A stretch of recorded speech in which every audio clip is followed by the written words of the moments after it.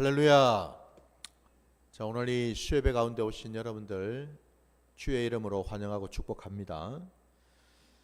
자, 오늘 이 예배 가운데 주신 하나님 말씀 같이 보겠습니다. 오늘 주신 말씀은 마가복음 12장 41절로 44절까지 말씀입니다.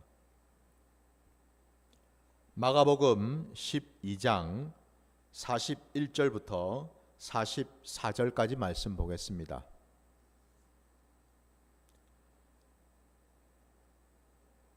예수께서 헌금함을 대하여 앉으사 무리가 어떻게 헌금함에 돈 넣는가를 보실세.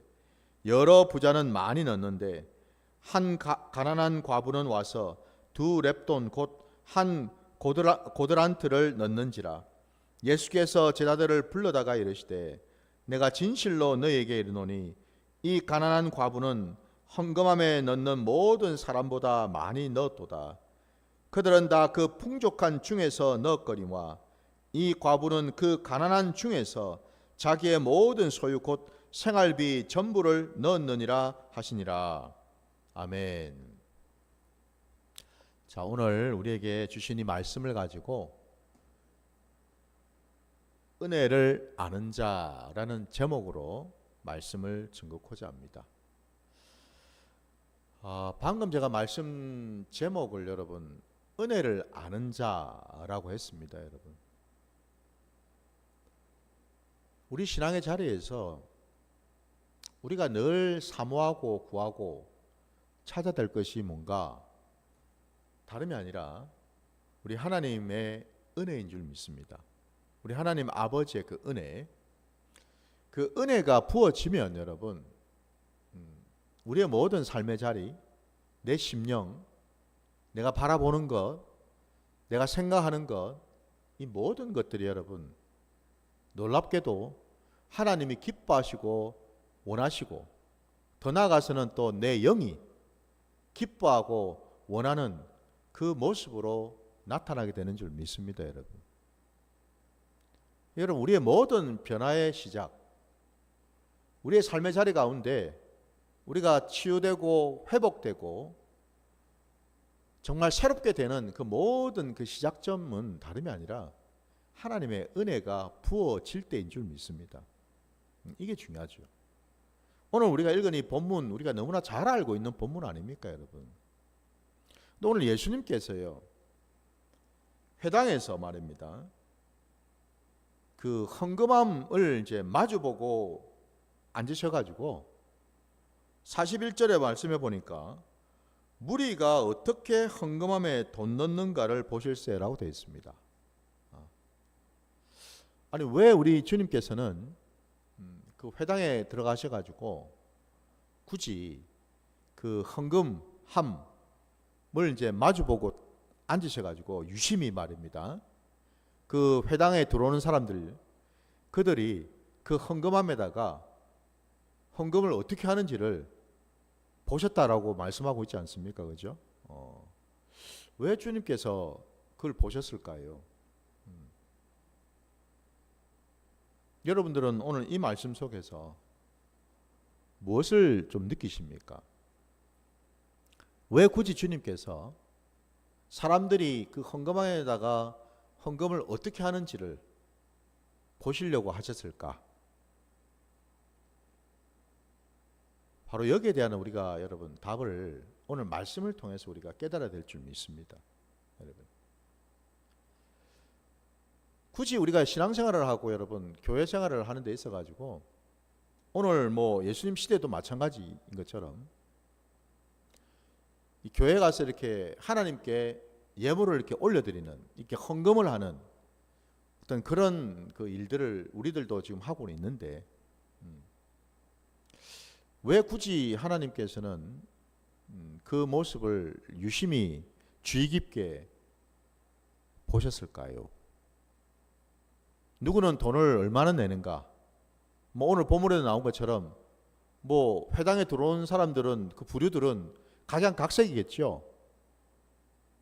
지금도 마찬가지, 그때도 그렇고 뭐 회당에 들어온 사람 중에는 여러분 뭐 남녀노소, 가난한 자, 뭐 부자, 그리고 많이 배운 자, 좀 적게 배운 자, 뭐 다양한 유형의 다양한 부류의 사람들이 들어오지 않습니까? 근데 그들마다 각각 그 헌금함에다가 돈을 어떻게 넣는지, 설마 우리 하나님께서 여러분 얼마를 넣는지를 보시려고 하셨을까요? 액수는 아니겠죠, 그죠? 오늘 우리가 말씀을 그 맥락을 보면 우리가 알 수가 있겠죠, 그죠? 액수를 보고자 하시는 게 아니라는 겁니다, 그죠? 누가 더 많이 내는가를 보려고 하시는 게 아니라는 겁니다, 여러분. 그럴 것 같으면은 오늘 예수님 눈에 보여진 부자들을 주님은 칭찬하셔야 되겠죠. 당연히 이 가난한 과부보다는 부자가 낸 돈이 더 많지 않겠습니까? 액수가. 근데 분명히 우리가 아는 대로 주님께서는 부자가 내는 그 헌금보다도 과부가 된 이 두 렙돈, 이것에 대해서 우리 주님은 칭찬을 하시는 것을 우리가 볼 수가 있습니다. 이걸 본다면 여러분, 하나님의 나라는 여러분, 그리고 우리 하나님께서 우리의 신앙의 자리에 특히 이 하나님께 예물을 올려드리는 것과 관련해서 유심히 지켜보시는 것은 돈 그 자체가 아니라는 겁니다. 액수가 중요한 것이 아니라는 겁니다. 중요한 것은 뭘까요, 여러분? 우리가 너무나 잘 알고 있는 것처럼 우리 주님은 외모를 보고 판단하거나 평가하시는 분이 아니시죠. 겉모습을 보고 판단하시는 분이 아니고 여러분, 그 중심을 항상 보시는 분 아닙니까? 그죠? 결국 이 헌금에 대한 부분도 주님이 유심히 들여다보신 까닭은 다름이 아니라 겉으로 드러났던 그런 것이 중요한 것이 아니라 그 중심 안에 하나님의 은혜가 부어져 있는지 그렇지 않은지를 주님은 보기를 원하신다라는 거죠. 사실 오늘 우리가 읽은 이 본문 앞에는 이미 우리가 앞에서 다 살펴본 것처럼 그 당대에 서기관들, 율법 학자들이 나오지 않습니까? 그죠? 예. 어쩌면은 오늘 이 과부의 그 두 렙돈과 관련해서 주님께서 제자들에게 말씀하시고 가르치고 싶으셨던 그 의도는 아마도 그 앞에 말씀하신 그 서기관들이나 그 율법 학자들의 그 모습하고 그리고 두 렙돈을 내고 있는 이 과부의 그 신앙의 그 모습을 서로 대조해 보여주시기 위해서였다라는 겁니다. 그러니까 다시 말씀드리면 여러분, 우리가 읽은 그 본문 앞에 보면은 그 당대에 여러분 서기관들이나 그 율법 학자들이 어떤 모습을 하고 있었는가 적나라하게 나오지 않습니까? 주님이 말씀하셨잖아요.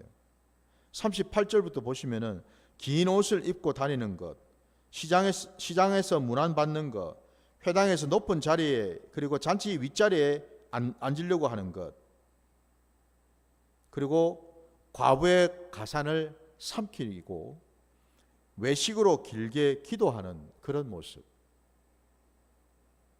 이게 그 당대 서기관들, 율법학자들이 주님의 눈에 비춰진 실제적인 모습이라는 거죠. 그들의 신앙의 모습이라는 겁니다. 근데 이 말씀 속에도 우리가 볼 수 있는 것처럼 그들은 온통 주님 말씀처럼 외식으로 가득 찬 그런 신앙이었다라는 거죠. 자기를 드러내고 과시하고 자기 어떤 그런 욕심을 위해서, 정욕을 위해서, 그것을 위해서 신앙생활을 하고 하나님의 말씀을 보고 그 말씀을 또 사람들에게 가르치고 이런 모습을 우리 주님은 다 보셨다라는 거죠. 그러니까 한마디로 그들의 중심은 겉으로는 화려하고 겉으로는 굉장히 경건하고 거룩한 것처럼 보이는데 사실 그들의 그 중심 안에는 하나님으로부터 은혜를 구하고 사모하고 은혜를 받은 자의 그런 중심이 아니더라는 거죠. 그에 비해서 여러분, 오늘 우리가 읽은 이 본문에 나오는 이 과부의 모습은 서기관들, 그 율법학자들의 모습하고는 너무나 대조적이더라 이 말입니다, 여러분. 비록 그 행색은 참 남루하고 초라합니다. 누가 보더라도 참 가난한 모습이었겠죠, 그죠? 예. 그러니까 사람들이 회당에 들어오는 그 과부를 보면서도 어땠을까요? 아마 눈길도 제대로 주지 않았을 겁니다. 겉으로 뭐 별로 뭐 내세울 것도 없고 자랑할 것도 없고 그냥 있으나 마나한 그런 어떤 존재.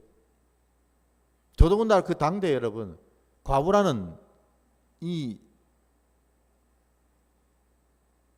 신세가 말이죠, 얼마나 참 열악하고 소외되고 비참하고 부끄러운 그런 모습 아닙니까, 여러분? 그런 처지에 있는 여인이었으니 어느 누군들 여러분 눈길을 제대로 줬겠습니까? 그럼에도 불구하고 그 과부가 헌금함에다가 넣었던 그 두 렙돈은 오늘 주님의 말씀처럼 그 과부에게는 생활비 전부에 해당되는 돈이었다라는 거죠, 여러분. 아니 어떻게 이 과부는 자기 생활비 전부를 그냥 헌금함에다가 넣을 생각을 했을까요? 자기는 그러면 그 생활비 전부를 갖다 다 드리고 나면 자기는 그러면 어떻게 하려고? 뭔가 좀 여러분 어떻습니까? 이해가 가시나요? 뭐 액수가 적으니까 뭐 그 정도 돈이야 뭐 얼마든지 줄 수 있다고 생각을 드릴 수 있다고 생각하시나요? 제가 지금 드리는 말씀은 액수가 아니라 그랬죠, 그죠? 중심이라 그랬습니다. 이 과부의 그 중심, 그 심령의 그 중심 안에 자기의 그 모든 돈을, 재산을 주님께, 하나님께 드릴 만큼의 그 중심을 가지고 있었다라는 거죠. 어떻게 그럴 수 있을까요? 이 과부도 외식하는 모습을 지금 나타낸 겁니까? 사람들이 자기가 얼마를 낼지를 볼 거라고 생각해서 자기 체면에 회당에 오기는 왔는데 뭐 아무 돈도 안 내고 있을 수는 없고 하니까 있는 거라고는 딱 두 렙돈 뿐이니까 이거라도 내야지 하는 그 마음으로 냈을까요? 외식하는 그 마음으로? 아니겠죠, 그죠? 이 여인의 마음속에는, 이 과부의 마음속에는 외식이 없다라는 겁니다.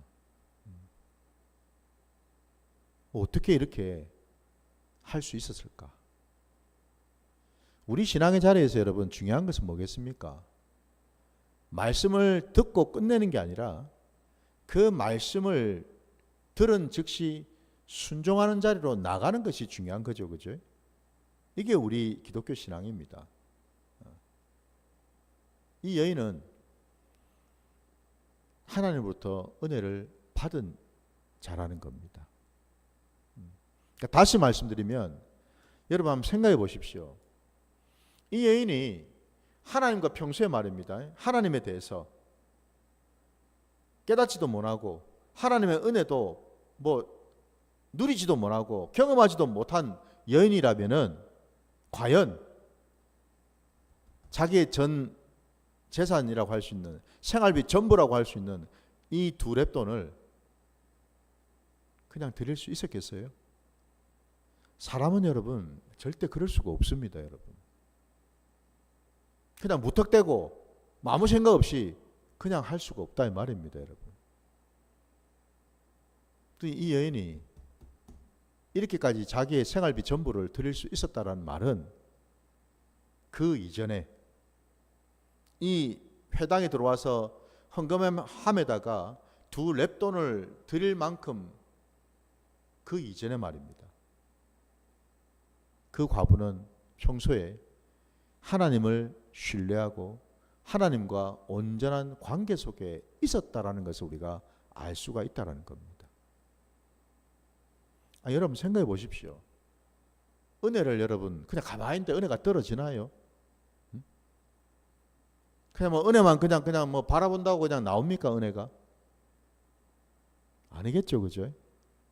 적어도 여러분 은혜를 안다라는 말은 여러분 뭐를 이야기합니까? 여기 안다라는 표현을 제가 제목에다 달았는데 우리 기독교 신앙에서 여기서 안다라는 표현은요 그냥 머리 지식으로 안다라는 게 아니죠, 그죠? 피상적으로 그냥 안다라는 게 아니라는 겁니다. 하나님은 이런 분일 거야, 하나님은 저런 분일 거야, 그런 식의 아는 게 아니다 이 말입니다. 성경에서 말하는 이 안다라는 것은 직접적으로 하나님과 만나고 교통하고 관계 맺고 그야말로 하나님을 내가 경험했다라는 뜻입니다. 하나님의 은혜를, 하나님의 그 놀라운 그 사랑을, 긍휼을, 인자하심을 이 여인은 평소에 경험을 했다라는 뜻입니다, 여러분. 사람은 여러분 흔히 우리가 얘기하지 않습니까? 아는 만큼 보인다라는 표현이 있죠, 그죠, 여러분? 하나님을 여러분 우리가 얼마만큼 아는가에 따라서 우리의 신앙의 자리, 우리 신앙의 어떤 그런 모습, 순종의 어떤 자리로 나가는 것들도 다 거기에 다 연결이 되어 있는 줄 믿습니다. 그러니까 다시 말씀드리면 여러분 오늘 주님께서 제자들에게 이 과부가 낸 이 두 렙돈을 가리키면서 오늘 말씀 끝자락에서 그죠? 44절을 다시 보시면 그들은 다 그 풍족한 중에서 넣었거니와 이 과부는 가난한 중에서 자기의 모든 소유 곧 생활비 전부를 넣었느니라 라고 말씀하신 것이, 그러면 오늘 이 말씀을 보면서 여러분 우리에게 주시는 뜻은 뭘까? 우리도 이 과부처럼 똑같이 우리 생활비 전부를 하나님께 드리라 이런 뜻인가요? 그렇게 여러분 이 말씀을 받으십니까? 아이고야 하나님이 또 달라 그러네. 아유 그동안 내가 낸 게 얼만데 그것도 또 부족하다고 또 달라 그러시네. 아 이게 너무 심한 거 아니야? 우리를 시험 들게 하고 우리를 실족하게 만드시려고 이 말씀을 하셨겠습니까, 여러분? 우리 생활비 전부 다 가져오라고. 그래야지 믿음이 있고, 그래야지 내가 구원해주고, 그래야지 내가 받아주겠다라고 하실까요, 하나님이? 그게 아니라는 거죠, 그죠? 오늘 말씀 속에서 주님이 이렇게 말씀하신 그 까닭이 다른 데 있는 것이 아니고 여러분, 우리 보고 생활비를 다 가져오라는 얘기가 아니고 여러분, 우리가 이 과부처럼 하나님의 은혜를 입은 자, 하나님의 은혜를 아는 그 자리로 나오라는 뜻이죠, 그죠? 바로 그 얘기 아닙니까, 여러분? 아니 여러분 은혜가 없는데 뭔들 이게 뭐가 나가겠습니까, 여러분? 생각해 보십시오. 내 심령 안에 여러분 하나님의 은혜가 부어져야지만, 제가 그래서 아까 서두에도 말씀드린 것처럼 우리는 자원하는 심령이 생길 수가 있어요. 은혜가 부어질 때 비로소 나는 손을 펼 수가 있거든요, 여러분. 내 마음을 열 수가 있다고요, 여러분. 비로소 눈이 떠지는 겁니다, 여러분. 귀가 열리게 돼 있습니다, 여러분. 은혜를 입을 때 말입니다. 근데 은혜를 입지 못하게 되면은, 은혜를 입기 전이라면 어떻게 되겠습니까? 눈도 덮여 있고 귀도 닫혀 있고 우리의 심령에는 온통 의심, 늘 정죄하고 도끼눈을 뜨고 바라보는 그 모습이겠죠, 그죠? 은혜가 없으면요, 여러분. 왜 똑같은 말씀이 선포되어 나가는데도 불구하고요, 은혜를 내가 입었을 때 그 말씀을 깨닫는가 하고, 은혜 받지 못하고 내가 늘 육신적으로 생활하고 육신적으로 판단하고 할 때 그 말씀이 내게 들어오는 거하고 어쩌면 이렇게 다를 수 있을까요? 어떻습니까, 여러분? 아마 여러분도 아마 다 경험해 보신 줄 압니다, 여러분. 은혜 받았을 때 내 모습과 시험 들었을 때 내 모습이 어떻게 이렇게 완전히 다른지를 아마 다들 경험해 보셨을 겁니다. 찬양을 하나 불러도 은혜를 아는 가운데에서 은혜를 입은 것을 내가 깨닫고서 찬양을 부르면은 나도 모르게 그냥 절로 그냥 찬양이 막 나오죠, 그죠? 왜? 심령이 여러분 이미 복받은 심령이 됐으니까요.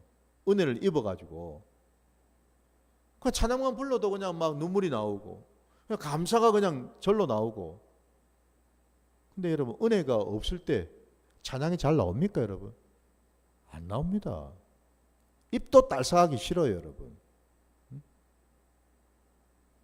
찬양 뭐 한 번 부르면은 아니 여러분 은혜 입었을 때는 찬양을 막 두 번이고 세 번이고 막 불러도 너무 감사하고 기뻐요.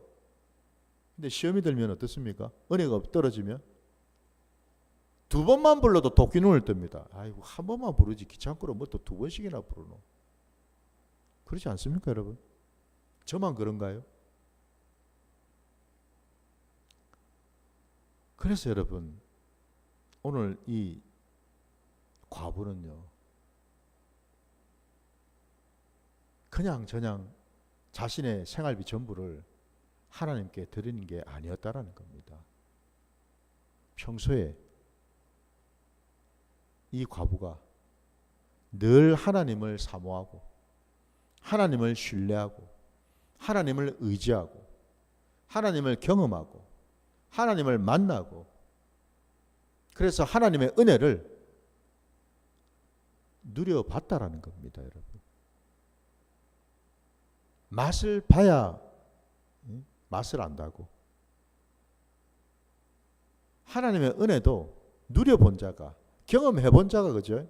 하나님의 은혜를 더 찾을 수가 있겠죠, 그죠? 바로 이 원리라는 겁니다, 여러분. 그래서 이 가부는 두 렙돈을 자기 생활비 전부를 헌금함에 넣어도 전혀 아깝다는 생각을 하지 않았다라는 겁니다. 전혀 불편하지 않았다라는 겁니다. 전혀 인색한 마음이 들질 않았다라는 겁니다. 불안해하지 않았다라는 겁니다. 두 렙돈을 헌금함에 넣으면서도 마음 한켠에는 불안하고 염려하고 걱정하고 아이고 내가 이거 내 생활비 전부인데 이거 내도 되겠나? 아이고 이게 사람들 눈치 봐가지고 안 내면 안 될 것 같으니까 할 수 없이 넣긴 넣는데 나중에 나는 이제 뭐 먹지? 여러분 우리 마태복음 6장으로 한번 가보겠습니다. 6장 31절. 마태복음 6장입니다.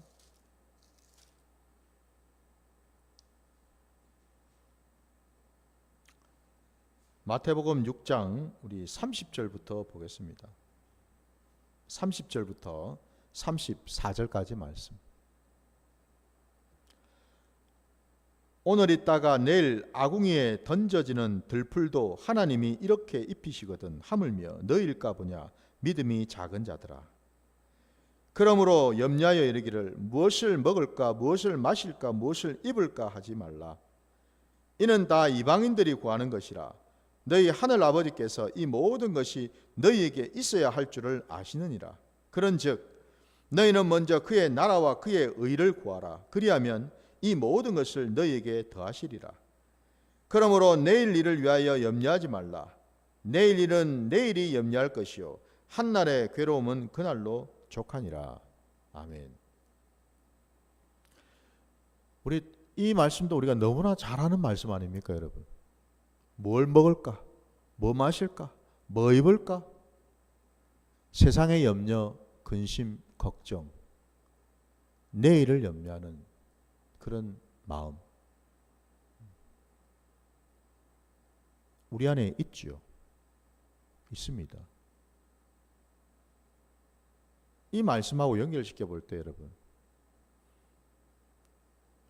오늘 본문에 나왔던 그 과부는 이런 걱정을 안 했을까요? 왜 안 했겠습니까? 그도 우리와 같은 성정을 가진 자인데. 더더군다나 그 당대에 가장 소외되고 가난한 대표적인 부류 중에 하나가 바로 과부였는데, 당연히 이 걱정을 안 할 수가 없겠죠, 그죠? 인간적으로. 우리도 하지 않습니까? 우리들도. 근데 감사하게도, 놀랍게도, 아니 어쩌면 너무 자연스럽게도 그 과부는 두 렙돈, 자기의 생활비 전부를 하나님께 기꺼이 자원하는 마음으로, 감사함으로 드릴 수 있었다라는 사실입니다.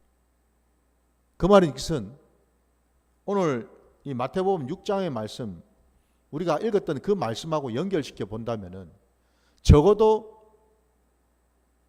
그 과부는요, 이 단계를 넘어섰다라는 거죠. 믿으십니까? 이 단계를 넘어섰다라는 거예요. 뭐 먹을까, 뭐 마실까, 뭐 입을까. 주님 말씀처럼 믿음이 작은 자들아, 그 단계를 넘어섰다 이 말입니다, 여러분. 그 단계를요. 어떻게 그게 넘어설 수 있었을까요? 이 과부는 뭐 로또에 당첨이 됐습니까? 갑자기? 그래가지고 재산을 어디다 숨겨놨습니까? 그게 아니라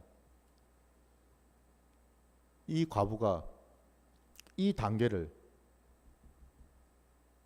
넘어설 수 있었던 까닭은요, 아까 우리가 읽었던 말씀에 그 33절 주님께서 말씀하신 것처럼 너희는 먼저 그의 나라와 그의 의를 구하라고 하셨죠.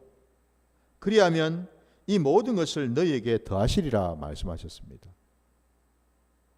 적어도 그 과부는요, 주님의 말씀에 순종했다라는 겁니다, 여러분. 평소에 말입니다. 평소에 하나님의 나라와 하나님의 의를 구하는 기도와 그 삶을 살았다라는 거예요, 여러분.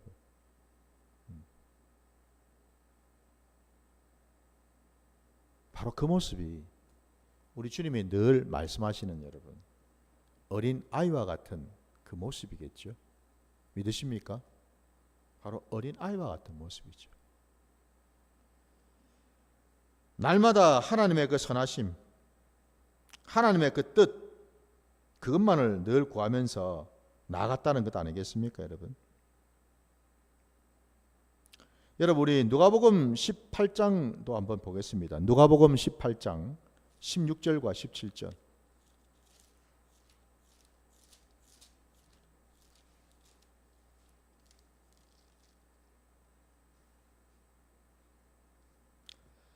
누가복음 18장입니다. 16절, 17절 말씀. 예수께서 그 어린 아이들을 불러 가까이 하시고 이르시되 어린 아이들이 내게 오는 것을 용납하고 금하지 말라. 하나님의 나라가 이런 자의 것이니라. 내가 진실로 너에게 이르노니 누구든지 하나님의 나라를 어린 아이와 같이 받아들이지 않는 자는 결단코 거기 들어가지 못하리라 하시니라. 아멘. 이 누가복음 말씀을 그 과부에게 비교를 해본다면은 그 과부가 자신의 생활비 전부를 드릴 수 있었던 그 심령이 바로 이 어린아이 같은 바로 이런 자의 모습이었겠죠. 이런 자의 모습이라는 겁니다.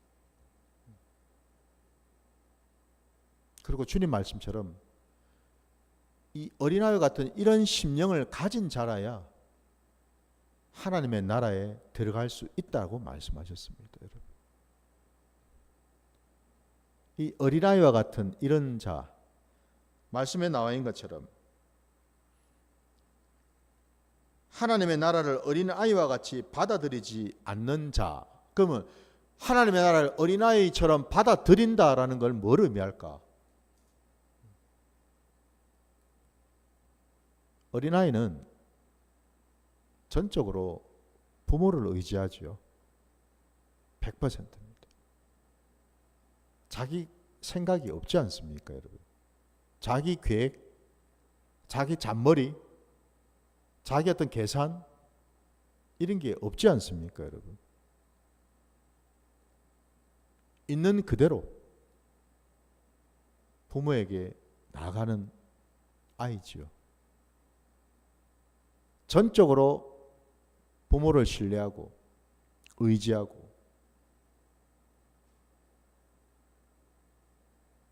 이 어린아이 마음속에 이런 생각을 할까요? 아, 저 사람들이 내 부모가 맞나? 내가 이렇게 하면은 내 아버지 엄마가 나한테 잘해줄까? 아니면 나를 싫어할까? 그런 생각을 할까요? 어린아이가. 그건 어린아이가 아니죠. 그런 생각을 한다면은. 어린아이는 여러분 그런 생각을 하지 않습니다. 왜? 어린아이는 딱 한 가지밖에 없어요. 내 엄마와 아빠는 나를 사랑한다라는 거. 나를 끝까지 챙기시고 붙들어 준다라는 거. 그까지도 나갈 필요도 없습니다. 그냥 딱 하나. 엄마 아빠는 나의 엄마 아빠라는 거.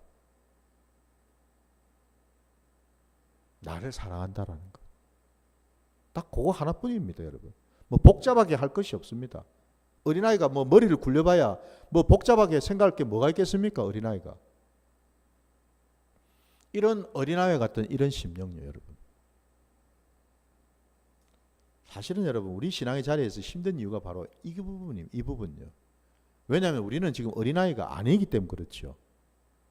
우리는 그야말로 산전수전 공중전 나름대로는 좀 경험했다고 하는 어른들 아닙니까, 우리는. 그러니 이미 내 속에는 온갖 장깨와 계산과 이해타산과 세상에 대한 어떤 불안이나 염려, 걱정, 근심들 가득가득 채워져 있지 않습니까? 그죠? 그러니 어떻게 여러분 어린아이가 될 수가 있겠습니까? 오늘 주님의 말씀이 여러분 저와 여러분의 귀에 응한 줄 믿습니다. 분명히 주님이 말씀하셨습니다. 하나님의 나라를 어린 아이와 같이 받지 않는 자는 하나님 나라에 들어갈 수 없다라고 말입니다, 여러분. 이게 하나님 나라의 원리입니다, 여러분. 그러면은 어른인 저와 여러분이 어떻게 해야 될까요? 이미 우리는 어른인데 몸은 어른이죠. 그 사람은 어른이죠. 중요한 건요, 우리의 이 속사람은 거듭나지 않았습니까? 우리의 속사람은 주님과 함께하는 자가 되었다라는 것 아닙니까? 왜? 주님이 내게 새 생명을 주셨기 때문에. 나는 이제 주님의 것이 된 것 아닙니까? 주님과 하나가 된 것 아닙니까?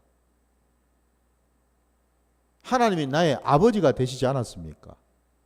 나는 그 하나님 아버지의 존귀한 자녀가 되지 않았습니까? 여기서부터 이제 우리는 출발해야 된다라는 사실입니다, 여러분. 이제는 내 옛 모습, 그것을 다 내려놓아야지. 십자가에다가 다 내려놓고 죽여야 되는 줄 믿습니다. 내 머릿속에 지금 어떤 생각들이 들어와 있는지를 참 곰곰이 한번 생각해 보시기 바랍니다. 하나님이 기뻐하시는 생각인지, 하나님과 멀어지는 생각인지, 그 생각이 하나님부터 온 생각인지, 세상으로부터 온 생각인지, 내 속에서 온 생각인지 점검을 해야 되는 줄 믿습니다, 여러분. 그리고 부디 오늘 이 과부의 이 신앙 말입니다. 그 신앙이 딴 신앙이 바로 하나님 나라 안에 들어가는 신앙이고 어린 아이와 같은 심령을 가진 신앙인 줄 믿습니다. 그 과정을 이 과부는 통과할 수 있었다라는 거예요. 그러기 위해서는 여러분, 우리는 날마다 하나님을 알아가는 시간을 가져야 되는 줄 믿습니다. 이게 핵심입니다, 여러분. 하나님을 알아가면 알아갈수록 나는요, 어떻게 될까요? 내가 누군지를 알게 된다는 겁니다. 하나님을 알아가면 알아갈수록 내 짐은 점점 가벼워지고 나는 어린아이와 같이 된다는 겁니다, 여러분.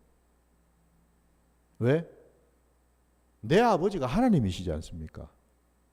내 아버지가 전지전능한 분이시지 않습니까? 나는 그분 앞에 서 있는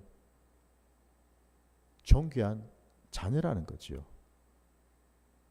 이게 여러분, 이 두 랩돈을 드렸던 과부의 그 중심에는 있었다라는 사실이에요, 여러분. 이게 하루아침에 되는 게 아니겠죠, 그죠? 절대 그럴 수가 없습니다, 여러분. 그래서 우리 신앙은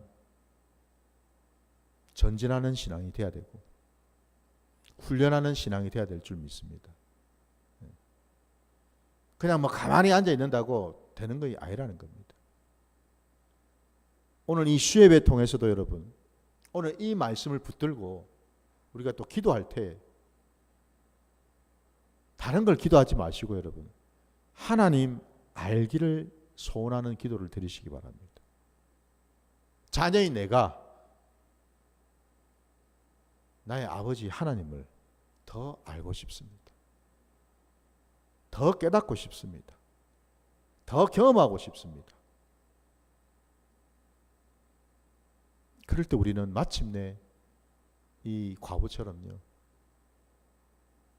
너무나 자연스럽게 하나님이 기뻐하시고 원하시는 그 모습으로 변화되고 그 자리까지 가게 될 줄 믿습니다, 여러분. 껍데기가 중요한 것이 아닙니다, 여러분.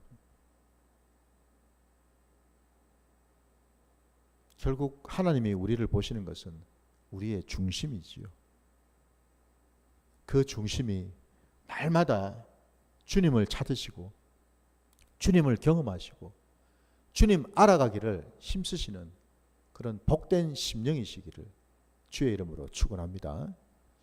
자, 오늘 말씀 여기까지 하고요. 우리 함께 찬양하면서 기도하는 시간 갖도록 하겠습니다.